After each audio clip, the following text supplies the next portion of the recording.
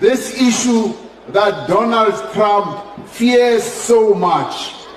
We offer this question of the land. I don't know what Donald Trump has to do with South African land, because he's never been here. And he must keep his America, we will keep our South Africa. That's what he must do. South Africa is our land. South Africa belongs to all the people who live here in South Africa. It does not belong to Donald Trump. He can keep his America. And Ene is even worse. He is even worse. When I meet him, I will tell him. I will say, you, Donald Trump, you are even worse, because your forebears came to America. They found the native, the indigenous Americans. They wiped them out. They killed nearly all of them. Rine, we are living as a nation, and black and white, we are going to find solutions for our land question. So Donald Trump must leave us alone. He must leave us alone, Maori. When we were facing apartheid, when we were facing oppression, he was not here. He did not fight side by side with us. And we were able, on our own, yes, with support of progressive forces in the world, to resolve the apartheid question. As far as I recall, Donald Trump was not around the negotiating table when we negotiated the end of apartheid. So stick around there in the White House. We will do our business here, and we will find solutions for our problem. So stay out of our issues, and we will not get involved in your issues in America. You have your own problems. Leave us alone. Welcome to today's video, guys. It's _Kisaka is my YouTube channel name, and I'm happy to have you back on this channel. If it is your first time, kindly do me the favor of liking this video, subscribing to the channel, and also leave your sweet comment. Also, kindly share this video out to your friends and families.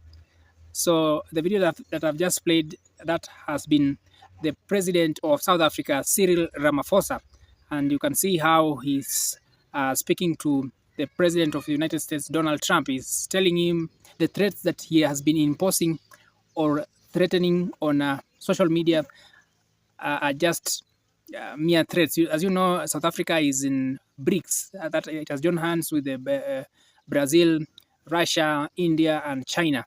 And for President Donald Trump to say things like that, or to utter things like that, is not right. And in Africa, you know, South Africa is one of the economy-wise, one of the countries that is better as compared to most of the countries in Africa. So the threat of Trump is not, he didn't cite any evidence, as he said that South Africa is confiscating land. You know, South Africa has had the problem of currently the majority of landowners are the whites, with 3/4 of South Africa being owned by the whites, irrespective of the whites being like 8%, are 8% of the population, while almost 80% of the population are the blacks. But this type of ownership of land, they came to own the land when during colonization, during the apartheid period, and most of the black people were moved from their lands, and the majority of them went to the urban centers and rural reserves. So there's some land law or land policy that South Africa is trying to come up with so that it can address this problem, although it has been controversial. And I think that is what Donald Trump took it up and started posting just like that. I don't know why Donald Trump of late has been doing, not even of late, even during his past term, the first term when he was the president of the United States, he was doing the same thing. He was posting anyhowly. They say he has verbal diarrhea, something of the sort. And now that Elon Musk who is also a South African. I think he was born in South Africa. Is one of his advisor and is the owner of X or Twitter. I think he can go about saying anything because he knows his account he can't ban because he has made the ties with Elon Musk. The problem of what South Africa president is talking about stem from that controversial law. On the other hand, the United States has been funding South Africa, especially in terms of alleviating diseases like HIV/AIDS. Recently, according to U.S. government data, in 2023, the U.S. funded South Africa an amount nearly $440 million US, and Cyril Ramaphosa is saying that U.S. funding accounted for 17% of South Africa HIV and AIDS program, but South Africa is claiming that that is not significant funding because they can look for other means. Also, there was one thing that Elon Musk, being his being the advisor to the President Donald Trump during his first term, he said it was still the same thing to do with the land issues, and he accused the government of South Africa of seeking a genocide of white people. That notion, which circulated in far-right chat rooms, was attempting to link the land reforms to murders of the white farmers or settlers during robberies. They were saying that the killings were acts of state-sponsored ethnic cleansing, aiming to scare the whites out of their land. But this is not true, because of the roughly 220,000 murders that are committed in South Africa almost every year, around 50 of them are of white farmers. So majority of the victims you see are the black. So these kind of statements are unfounded. I think it's just issuing threats so that, and not only to South Africa, he's issuing threats. He has come up with a lot of executive orders in order to make other countries to bow down or go on their knees so that they can come with some trade agreements, some sort of, can see, USAID has been,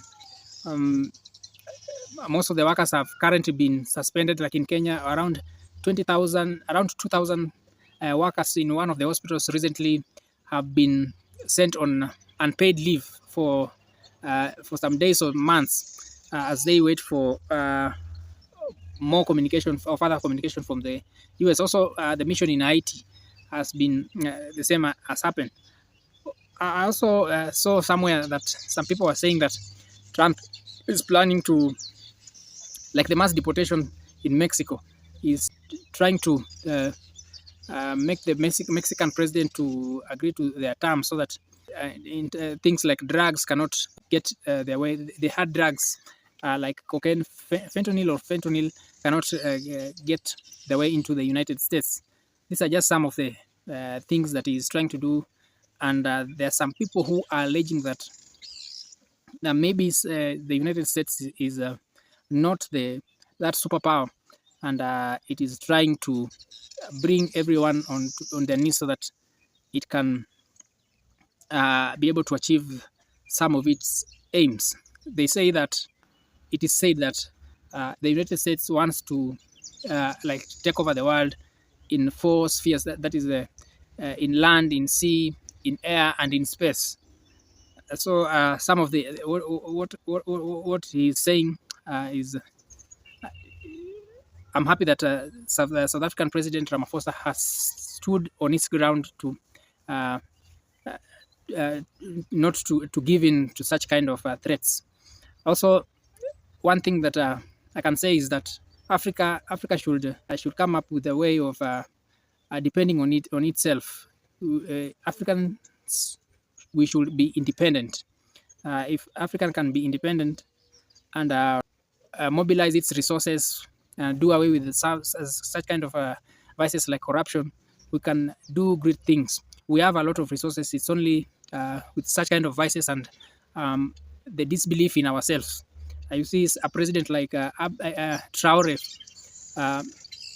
he's doing great. He has he has chased away the the France and is working towards liberating the country, working on their own and not depending on this superpower, because they tend to come up with so many like agreements, but in the end they are aiming at what they aim at is not it's not good.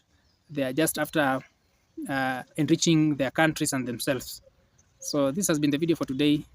Cheers guys, thank you for always supporting this channel, and if you are not subscribed to this channel, do me a favor of subscribing, liking this video, and also leave your sweet comment. Until next time, God's blessings.